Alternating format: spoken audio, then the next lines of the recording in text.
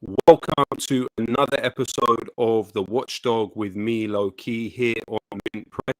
As you know, we are going against the grain weekly, casting a light on the stories which are marginalized by the mainstream media. For that reason, we would greatly appreciate your support, whether that is merely liking, sharing, and subscribing to this channel. But also, we hope that you can follow us on Telegram, where, as you know, generally people seem to have a little bit more free communicating widely with many people. We do not know how much longer we have a presence on social media guaranteed, but please do everything you can to support Mint Press and the vital work that it carries out. Now, this week we are joined by a special guest who is coming back for a second episode. He was very popular last time, but before we get into that, I would like to deal with this latest contribution by the human algorithm, the irritatingly ubiquitous Canadian academic Jordan Peterson, and his latest pompous, condescending message to Muslims. Now, we have let me just check the microphone is okay. Okay, and we have the brilliant Manar Adli on hand to help us with some of the clips. So if Manar, if you could get up this clip of Jordan Peterson and the message to Muslims, please. Hi all. I have been informed by many sources and Get that full screen. also observed online, not least because of discussions with a variety of Muslim thinkers, supporters, and critics, that I have developed an audience in the Muslim world. I would first like to say that I could not be more pleased or honored that such is the case. It has been so heartening to see that my biblical lectures, for example, attracted a large Muslim audience, and that the comments from the Muslim watchers and listeners to my YouTube channel and podcast have been so extraordinarily positive. And all this is lovely to see in the aftermath of the extraordinary Abraham Accords, which have laid out the possibility of peace between all the people of the book in an unprecedented manner. I have something to say as an extension of all of this. Please forgive my presumption, if you would. It is that's enough of that, Manar. That's enough of that. Thank you. We do not want the viewers assaulted with any more Jordan Peterson material as when your they are going enemies. through Google. I'm sure that they already have suffered enough from being completely submerged in this man's ideas. Now, I think it's important to focus on one aspect of what he said there. He said, as an extension to the Abraham Accords, he has a message for Muslims. Now, the Abraham Accords are, of course, the official announcement of collaboration between the governments of Bahrain, the governments of the UAE and Morocco, with the apartheid entity of Israel. Now, the very caption on that video carries the statement, presumably not written by Peterson himself, that, quote unquote, in the aftermath of the Abraham Accords, Dr. Jordan Peterson suggests that the Muslim community can set a historical example by reaching across the aisle and making contact with whom they regard as the enemy. Now, as is his signature style to individualize macro issues, Peterson sternly reprimands Muslims, imploring them to take inspiration from the Israeli normalization vehicle, the Abraham Accords, and embrace other groups of people. Now, this is clearly an attempt to astroturf support for the dispossession of Palestinians in the name of religious tolerance. Now, what could explain Peterson's sharply pro-Israel turn? Well, I've been looking into this more deeply and have found the infrastructure around him and the forces behind this video in particular lead me to believe that it is a small part of a coordinated campaign to normalize Israeli settler colonialism among Muslims. Now, this video was produced by the Daily Wire. And as we know, the Daily Wire have signed a massive contract with Jordan Peterson recently. Now, this organization, aside from being founded by Ben Shapiro and others, the actual day-to-day running of it is in the hands of the chief operating officer, which is John Lewis. Now, John Lewis is a former intelligence analyst in the US Marine Corps. And the Daily Wire also employs a former US military intelligence officer, Wesley Schmidt, in customer service analytics department. Now, the founders of the Daily Wire, Ben Shapiro and Jeremy Bowring, have both worked for organizations with significant connections to Israeli military and intelligence institutions. Ben Shapiro previously stating that Israelis like to build, Arabs like to bomb crap and live in open sewage. Now, before founding the Daily Wire, Shapiro was a Robert Shillman Fellow at the David Horowitz Freedom Center. His position was directly funded by Shillman, simultaneous to Shillman sitting on the board of the Friends of the IDF and pumping millions into the building of illegal Israeli settlements in the West Bank. Now, the other co-founder of the Daily Wire, Jeremy Bowring, was instrumental in developing the Prager University project, which was founded by Israel lobbyist Dennis Prager. According to the other Prager University founder, Jeremy Bowring came up with signature visual style. Now, Prager University, the CEO of it, is Mauricia Straight, who is formerly an agent of the infamous Israeli military intelligence unit 8200. The current senior editor and researcher at Prager University is Richard Lynn, who was the deputy associate director at the White House under Obama and then went on to be a program analyst at the FBI. The Daily Wire not only shared founder Jeremy Bowring with the Prager University project, but also funders. Both organizations were funded substantially by the fracking billionaires, the Wilks brothers. Now, the Wilks brothers provided the seed funding for the Daily Wire and regular financial support for the Prager University project. Dan Wilks also lavished financial largesse on the Liberty Council, which has a Stand With Israel program that consists of tours of the apartheid state and includes briefings by Israeli government and military leaders. Both Shapiro and the Prager University have also enjoyed funding from the Bradley Foundation, which has financed a panoply of Zionist organizations, including ones involved in illegal settlement building in the West Bank. This leads us on to Jordan Peterson's connection to the Abraham Global Policy Initiative, which could then explain this fixation with the Abraham Accords. Now, Peterson has publicly supported the work of another fellow of the David Horowitz Freedom Center, Richard Kravitz. During a period of resistance to U.S. military aid to Israel by a few members of the deeply complicit U.S. Congress, Kravitz published an article titled "The Murderous Anti-Semitism of the Effort to Kill Iron Dome" in the Times of Israel. This is where he published the article. Now, his concluded with the following sentence: "If this is not naked anti-Semitism played out very publicly so that anyone with a moral compass can see it, then nothing is." Now, Jordan Peterson not only gave this article his seal of approval, he publicly promoted it to millions of followers on his Twitter page. Now, Kravitz is also on the board of the Canada-based Israel lobby group, the Abraham Global Policy Initiative. This organization was set up in lockstep with the Abraham Accords and is home to several prominent supporters of Jordan Peterson. The founder of the organization, which has this umbilical connection to the Abraham Accords, is Avi Ben Lolo. Now, he's written about the supposed attempts to silence the heroic Peterson. Mohammed Tawhidi, who claims to be an imam, is also a board member of the Abraham Global Policy Initiative and a close friend of Ben Lolo.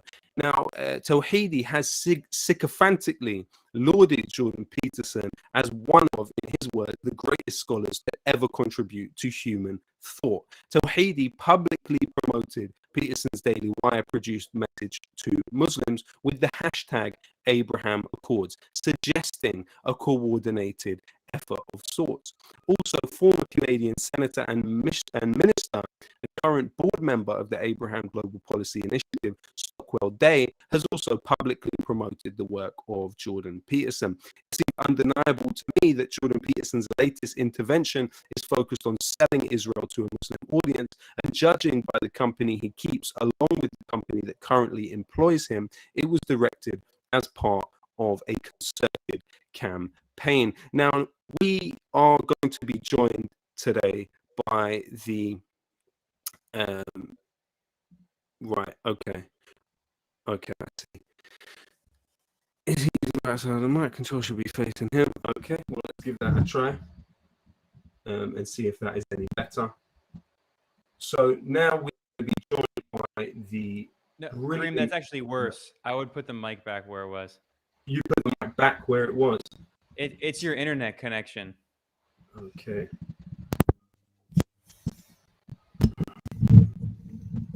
How is this now?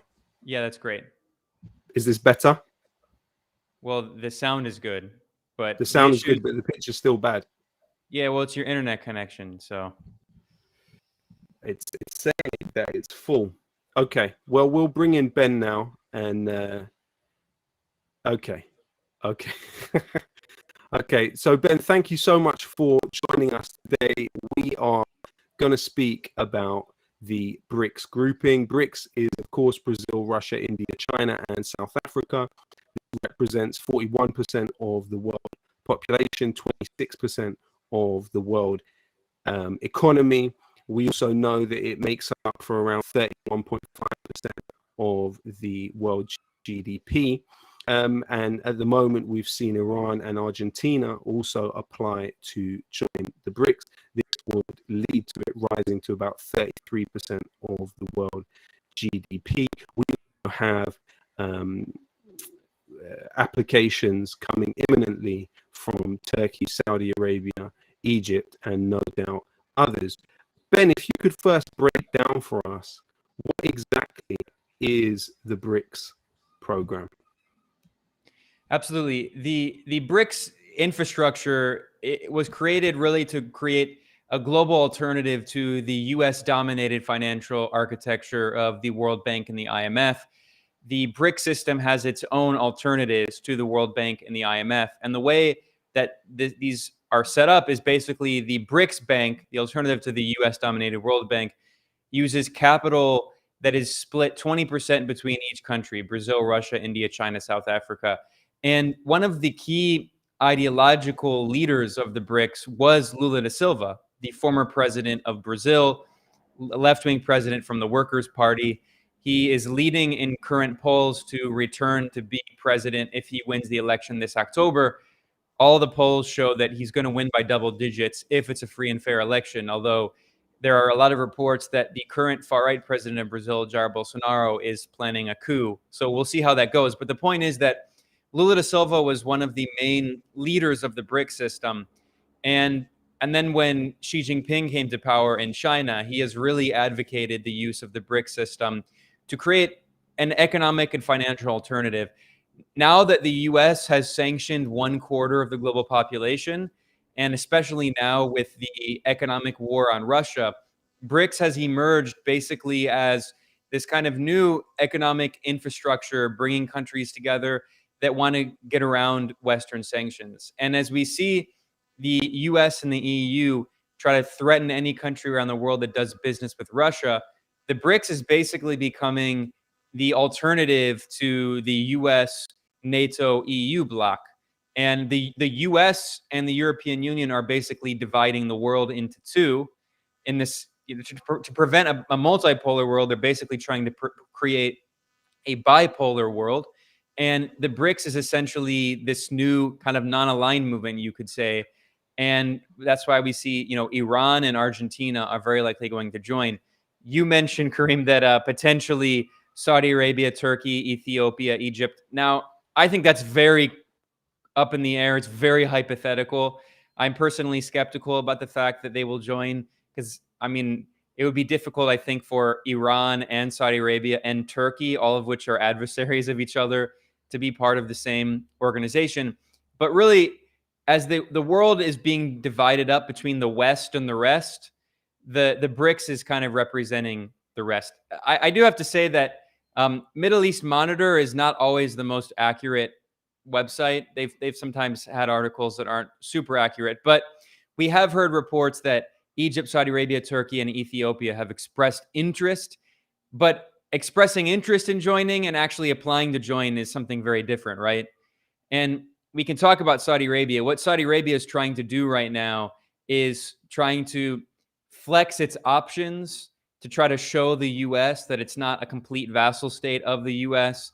Now, whether or not that's actually true, of course, is up for debate. I mean, Saudi Arabia likely would collapse very quickly if it lost U.S. support. But what we're seeing, though, is this global realignment. And even longtime U.S. proxies and allies like Saudi Arabia are in a position where they are flirting with China and Russia and essentially saying that they don't want to be under the boot of Washington anymore. So I think it does reflect the major political changes we're seeing in the world right now. Thanks for that, Ben. I hope the sound issues have been dealt with and are better now. If they are not, please do indicate to me. What do you think is the significance of Argentina and Iran's applications to join the BRICS? Very significant. I'll start with Iran. If you go back and you read Brzezinski, the U.S. imperial strategist and former national security advisor, one of the architects of the Afghan trap, the proxy war in Afghanistan in the 1980s. Brzezinski wrote a book in 1997, the Grand Chessboard, in which he articulates what he saw as the imperial strategy for the United States in the unipolar era. This is after the end of the First Cold War, the overthrow of the Soviet Union and the socialist bloc. And Brzezinski said, he warned that the most important thing for the United States was to prevent the rise of a Eurasian strategic competitor. And not only have we seen one, we've actually seen two, China and Russia, and their allies. And in his book, Grand Chessboard, Brzezinski warns, he said, the worst case scenario would be an alliance between China, Russia, and Iran based on opposition to U.S. hegemony. And he wrote that in 1997. And here we are, 25 years later, and exactly what he warned about is what has happened. We are seeing the creation of this Eurasian bloc integrating China, Russia, and Iran. This is extremely important. China, of course, has the largest economy in the world. If you actually take a measurement of purchasing power parity, PPP, which is a more accurate measurement of the size of an economy, China has the largest economy in the world. It's also the largest country in the world by population. Russia is the largest country in the world by landmass, and it's one of the world's largest producer of oil, gas, wheat, fertilizer. It's a powerhouse of commodities. So integrating those two countries, China and Russia, is already very significant. But also throwing in Iran is very significant as well. Iran is a major Western Asian power. It has a very large advanced military. Its economy is also very advanced. It's within the top 20 largest countries in the world. And Iran also has a lot of technical know-how because it's been under sanctions for decades. The Iranian people are very, creative, and they've come to a lot of, interesting creative solutions to get around sanctions, building technology. In fact, in Venezuela, Iran has been indispensable in helping to create a new kind of infrastructure for Venezuela's oil industry, because the Venezuelan oil industry had been dominated by the United States for many decades until the rise of Hugo Chavez. So when the U.S. began imposing sanctions on Venezuela, it made it very difficult for Venezuela to continue operating its industry because its oil industry was using all equipment from U.S. oil corporations. So Iran has helped to create all of this independent, technological infrastructure that doesn't rely on Western technology. So the fact that Iran is being integrated into the BRICS shows that Iran, which also is now a member of the Shanghai Cooperation Organization, is going to be part of this process of Eurasian integration. And it shows that China and Russia are not going to allow Western sanctions to prevent them from going an independent path. That's extremely important because until recently, until a few years ago, China had a much more cautious foreign policy, and it was afraid of doing too much business with Iran and Venezuela out of the threat of U.S. secondary sanctions. We now see that they're no longer concerned about that. China and obviously Russia, which is heavily sanctioned, they see that Iran is going to be a major strategic ally for them in the future. So in terms of Iran's membership in the BRICS and in the Shanghai Cooperation Organization, it's an incredible historical development, and it's quite literally the worst case scenario for U.S. imperial strategists, these neoconservative figures in Washington. This is their nightmare. And now for Argentina, it's not as significant, but it is important. Argentina has the third largest economy in Latin America. It's a major economic power in the region. The largest economy in Latin America is Brazil, and the second largest is Mexico. And Mexico had previously expressed interest in potentially joining the BRICS, but Mexico is very integrated with the Western economies, and it's a member of the OECD, and no other member of the BRICS is a member of the OECD. So it's unlikely that Mexico will join. But Argentina, after Brazil and Mexico, is the next major economic player in Latin America. It also has a lot of lithium, which of course is going to be very important going forward in the future for renewable energy sources. Argentina also is a major agricultural player and especially a major producer of beef. And we've seen that in the past few years, China has become the largest trading partner of Argentina. They've been increasing their bilateral trade. And then, of course, the fact that Argentina is in South America is very significant because the U.S. government, for 200 years, next year is the 200th anniversary of its Monroe Doctrine. It has maintained this very colonialist mentality in which Washington says that all other powers have to stay out of Latin America. According to the colonial Monroe Doctrine, Latin America belongs to the United States. So the fact that the president of Argentina, Alberto Fernandez, took a historic trip this February to both Moscow and Beijing, that was actually before the Russian invasion of Ukraine, but he took this historic trip and he signed agreements with Russia, with Putin in Moscow, and he also signed agreements with China, meeting with Xi Jinping in Beijing. And Argentina joined China's Global Belt and Road Initiative, which is this massive global infrastructure project. So the fact that two major powers in Latin America, Brazil and Argentina, are going to be part of the BRICS, and the fact that they are two of the largest economies in the region really goes to show that the countries in Latin America are not going to tolerate the Monroe Doctrine. Sure, they might still have relations. Argentina is not going to break off ties with the U.S. They're still going to have cordial relations with Washington. They're still going to do trade with the United States. But they're showing Washington that they are independent and they're not going to tolerate its interventionist and imperialist policies in the region. And the last thing I'll say here is if Lula da Silva can freely and fairly win the election, and like I said, if Bolsonaro doesn't do a coup, which is a very real possibility, but if the election's free and fair, Lula's going to win. And him coming back to power in Brazil is going to be a massive tectonic shift in terms of the geopolitics of Latin America. And Lula coming back in Brazil and Argentina joining the BRICS along with Iran is really going to change the global economy. And it's going to really weaken U.S. hegemony. And we can't underestimate that, yes, U.S. hegemony is still undergirded by its military power.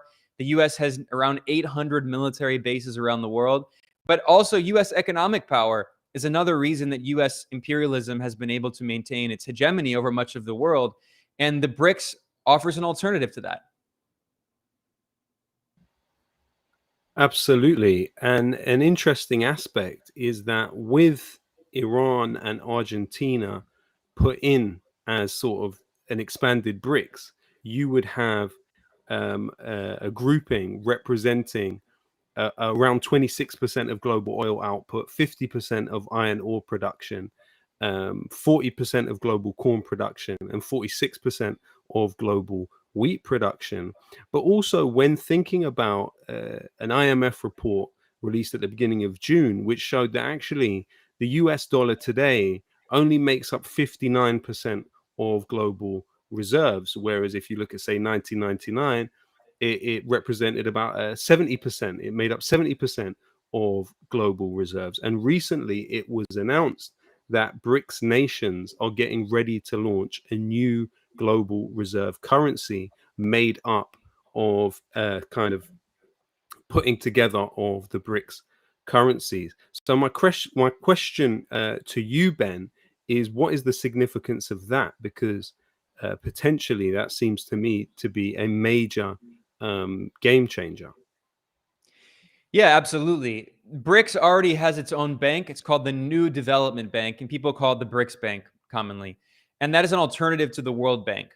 And of course, people who know anything about the World Bank are probably familiar with the fact that this is basically an instrument of US geopolitical power. The US is the only member of the World Bank that has veto power over the World Bank's decisions. It's a very clear sign that that means that really it's an instrument of US power. And the World Bank and also the International Monetary Fund go back to the Bretton Woods Conference after World War II. And what we're really seeing is that the global political and economic infrastructure created after World War II is rapidly in decline and is being challenged with the creation of new architecture and new infrastructure. So the fact that Iran, according to a letter that was published by one of Iran's top diplomats, Iran has proposed creating a currency also for the Shanghai Cooperation Organization. And the Shanghai Cooperation Organization is something that is kind of supplementary to the BRICS system.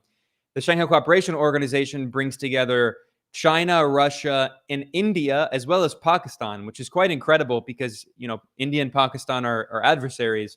But it also brings together numerous Central Asian republics, including Kazakhstan, Kyrgyzstan, and Iran is now a member of the Shanghai Cooperation Organization. The fact that they're talking about creating a currency for trade is very significant because it's another sign of the Eurasian powers moving away from U.S. economic hegemony and going on their own independent path economically. And for the BRICS, which is an economic alliance, the Shanghai Cooperation Organization began as a security alliance based on combating extremist groups and non-state terror groups. And it's become a political group and it's become economic over the years. It's kind of evolved. But the BRICS is expressly an economic bloc. And if they manage to create some kind of currency for trade, that would be extremely significant. You mentioned, the use of the US dollar in international bank reserves is declining.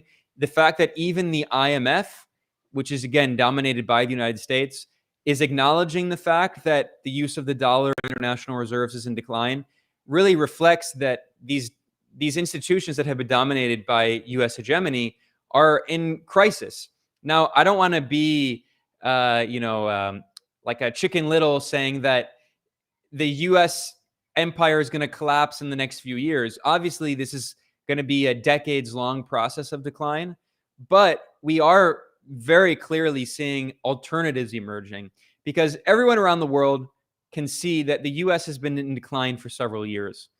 When that began, and we can have a debate about when that began, but it's very clear that internally the US is becoming much more authoritarian. It's always been authoritarian, especially for Black people, for immigrants, but it's becoming even more authoritarian. We saw that with the massive uprising against police brutality and the brutal videos of police just driving their cars into protesters. We constantly see all these mass shootings, and we see, police in Uvalde, Texas, who just sat around watching as this gunman was just massacring children. There are so many problems plaguing the United States. And when Trump was elected, he didn't really change that much, honestly. He governed like most presidents in this kind of bipartisan orthodoxy. But the fact that Trump was elected was a sign to a lot of countries around the world that the U.S. is not a reliable country. It's very unstable. They don't know what could happen in a few years, so they can't put their bets on the United States. So we are seeing this historic shift, and we have seen alternatives that have been created. Whereas as recently as 10, 20 years ago, there were no other alternatives. So it's going to be a process over the next several decades, but that's why the US is declaring this new Cold War.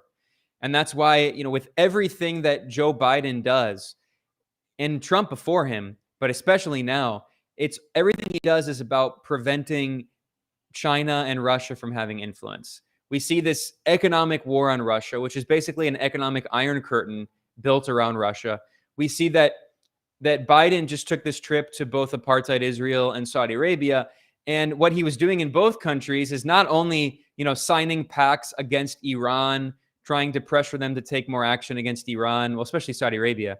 But we also see that Biden was trying to pressure them to cut their ties with Russia and China. So the US is so dedicated to this new Cold War because it recognizes that it's in decline. And in Washington, these warmongers, they recognize that one of the only ways that they can halt that decline, which seems inevitable at this point, is basically a new Cold War and forcing countries around the world to pick a side, either with the West or the rest, right? That's basically what it ends up being. I mean, of course, the interesting thing is that when thinking about, say, the Cold War, you had a far less balanced picture in terms of actual power. For example, the China Development Bank and the China Export-Import Bank has carried out more loans to the global south than the World Bank has. In recent periods, China is the largest trading partner with Brazil, is the largest trading partner with India, who the United States would have hoped to possibly use against China. It's the largest trading partner with Australia. Australia, of course, is a key US ally. You look at the Belt and Road Initiative, as you said, this is almost 70 countries and international organizations involved in it. There's also the 16+1 grouping, which is 16 European states, Central and Eastern European states, linking up with China. 11 of those are EU member states. So it's funny how there's a real dissonance between the picture which is painted in our mainstream media of China essentially being isolated, but when you actually compare that to the reality of state-to-state relationships, and even Britain, one of the aims among some concerning Brexit would be that Britain would come out of it being basically almost a captive market for US commercial interests. But actually what happened is it went from Germany being the number one importer to Britain to China becoming the number one importer to Britain. Could you just talk a little bit about that very clear dissonance between the reality and between the picture of the world that is projected often by think tanks which are funded by arms companies in the first place? Absolutely. First of all, we should recognize of the top 4 largest banks in the world, all of them are Chinese banks. All of them are state-owned Chinese banks. If you look at the top 10 banks in the world, the top 4 are Chinese, and then you have JP Morgan Chase, I believe, JP Morgan Chase is the biggest US. Mitsubishi Group is the biggest Japanese, and then HSBC, I think, is the biggest British. But China, all of the top 4 banks, largest banks, are Chinese, and they're all state-owned. We're talking about $20 trillion of assets.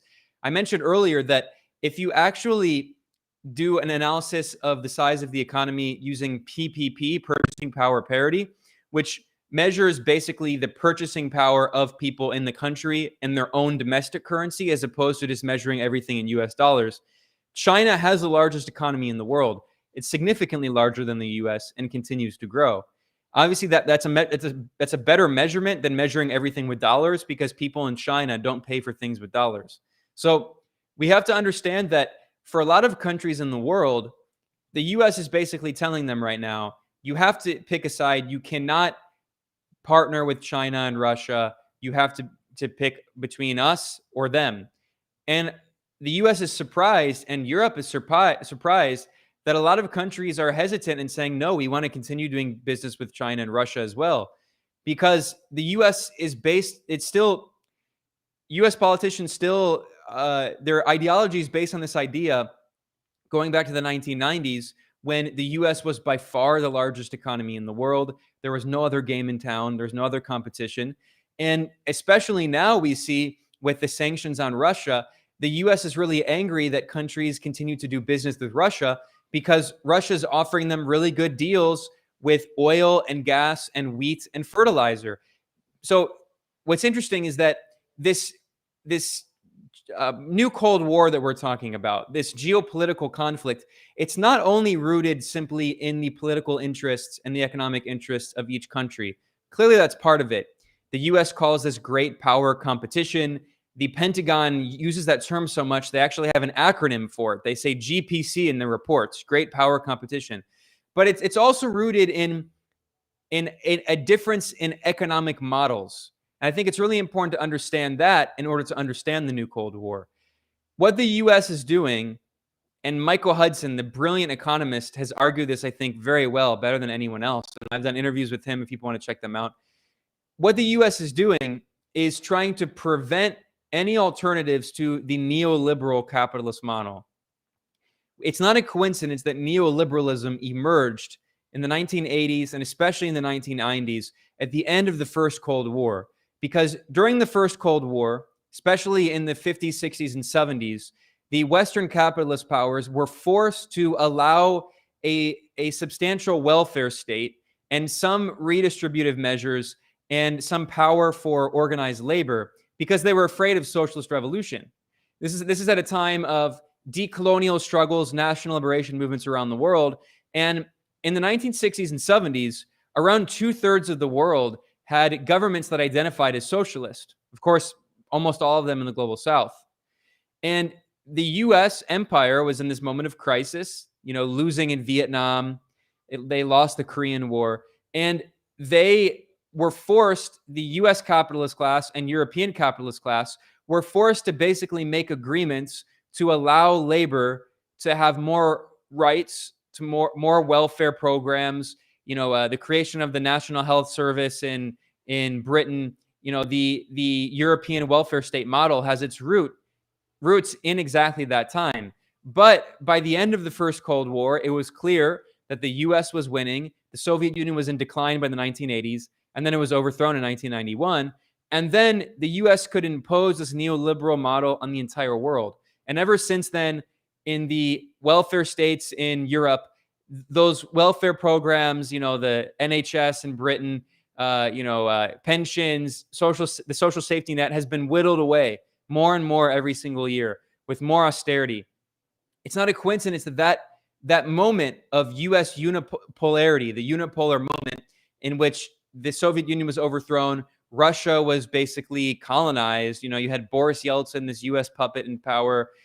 It's not a coincidence that at that moment, that was at the moment when neoliberalism reigned supreme around the world.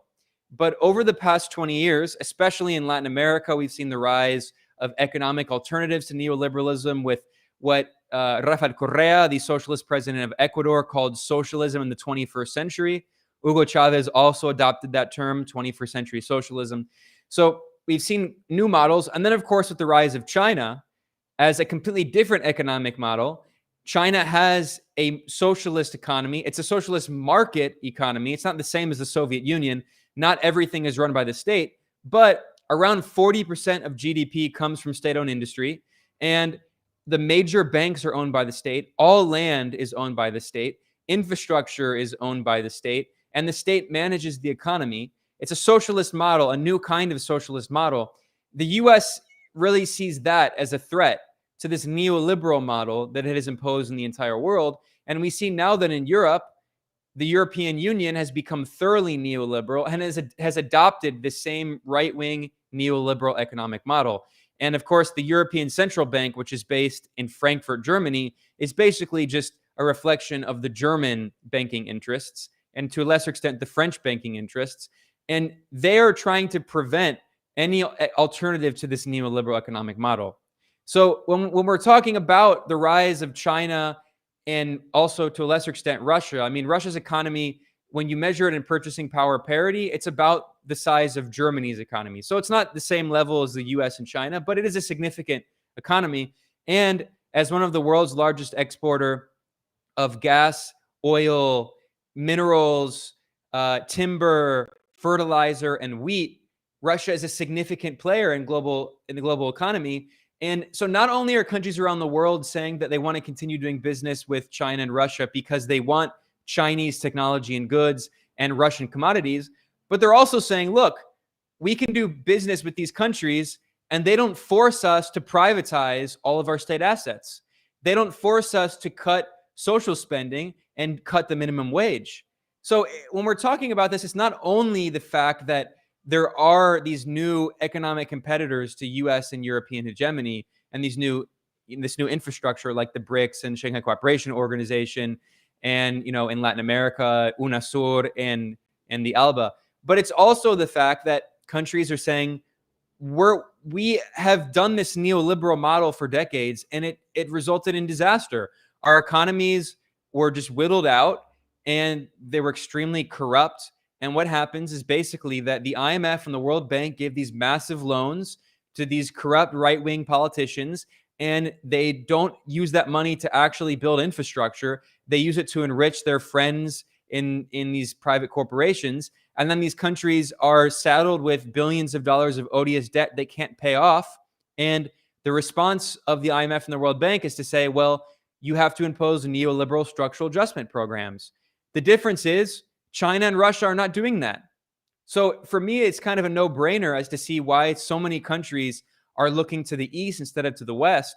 And the perfect symbol of this is that for months, since the beginning of this Russian special military operation in Ukraine in February, the African Union was being pressured by the United States, Germany, and France to hold a meeting with Volodymyr Zelensky, the Western-backed Ukrainian leader. And the African Union was delaying it for months and months and months. And finally, in April, the African Union agreed to hold a meeting with Zelensky, and only 3 or 4 leaders of the African continent showed up. It depends on who you consider the legitimate leader of Libya, because in 2011, NATO destroyed Libya, and there's 2 competing governments still today. There's not a central unified government. So depending on who you consider the central government of Libya, only 3 or 4 leaders of the African continent attended this meeting with Zelensky. 93% of leaders in Africa boycotted this meeting with Zelensky, which is a clear sign that they're not on board with this Western proxy war in Russia. They want to buy wheat from Russia. They want to buy oil and gas from Russia. They want to continue doing infrastructure deals with China. So when we're talking about this, it's not only about the size of the Chinese economy, which is the largest economy, and the size of these Chinese banks. Those are, of course, important. But it's also the fact that this new Cold War it's different from the first Cold War, which was explicitly a capitalist war on socialism in the first Cold War. But like the first Cold War, the second Cold War, it also has a political economy to it, in the sense that it's not explicitly a war of capitalism and socialism, but it is a war of Western neoliberal financial capitalism against this model of Chinese socialism, Russian kind of state-led capitalism based on state control of natural resources, and countries in the global south who say that they don't want to impose this financialized neoliberal model that the West has imposed on the world for decades. And also it was, the United States going from being for 110 years the largest manufacturer in the world, losing that status. And then the effect of it was the deindustrialization of places like the United States and Britain. And actually, companies like North Sea Oil, which was supposedly quintessentially British companies, then becoming owned to the point where they became owned by, say, a Chinese state company, or the British Railways being owned by Dutch state companies or German state companies or French companies. But then also what's interesting to me is how the sharpening of the contradictions within the societies with inflation caused by this rampant militarism, you know, you are looking at over 11% inflation and people having a cost of living crisis in this country, meaning that so many different sectors are ready to go on strike. And all of it actually can be traced in quite a clear way, not only to the political class becoming enamored, it becoming the complete consensus across the political class that corporations are better suited to deliver the functions of the state, but also the escalation in Ukraine and the sanctions on Russia. All of this is a direct correlation between workers' struggles in these countries and rampant militarism elsewhere. What do you have to say about those sharpening points? Because the likelihood of social unrest and civil disobedience is increasing literally by the minute in England, for sure. I wonder what the situation is like in the United States in that regard. As these things become more and more pronounced, we are going to see a real greater likelihood of the social unrest that the establishment in the UK and the corporate elite in the United States greatly fear. Well, we have to understand, I think, two different periods in terms of the domestic economies in the West. You know, I don't like the term West, of course, because it's always funny as someone in Latin America. I mean, Latin America is technically in the Western Hemisphere, but it's not part of the West. But, you know, the West, of course, is this political construct. It's not about geography. It's this transatlantic imperial construct that was created at the end of World War II, the idea of the West. I mean, in World War I and World War II, the so-called West went at war with itself. Both World War I and World War II were inter-imperialist wars waged by the imperialist European powers. So the West is a kind of new political construct. But anyway, it's useful in a lot of ways to lump Europe and the U.S. and also Australia and New Zealand together as the so-called West, right? And they have a lot of similarities in their political model and economic model. And if you look at the Western economic model, roughly during the first Cold War, from the 50s until the late 70s, and then the 80s until today, there are two different periods for the economic model. There's the Keynesian period and the neoliberal period. Of course, they're both forms of capitalism, but different forms of capitalism. In the 50s, 60s, and 70s, not only in Europe, but also in the US, you had much more state intervention in the economy, and you had a bigger social safety net and a welfare program to protect workers, to basically to prevent a socialist revolution, to create a kind of safety valve to prevent the working class from, you know, rising up and overthrowing the capitalists, like happened in Russia, in China, in Vietnam, in Cuba. So that period, as I said earlier, ended in the 1980s when the Western capitalist class no longer feared socialist revolution. They were strong enough that they were winning the first Cold War, and they could start imposing neoliberalism and take away all of those social benefits that existed.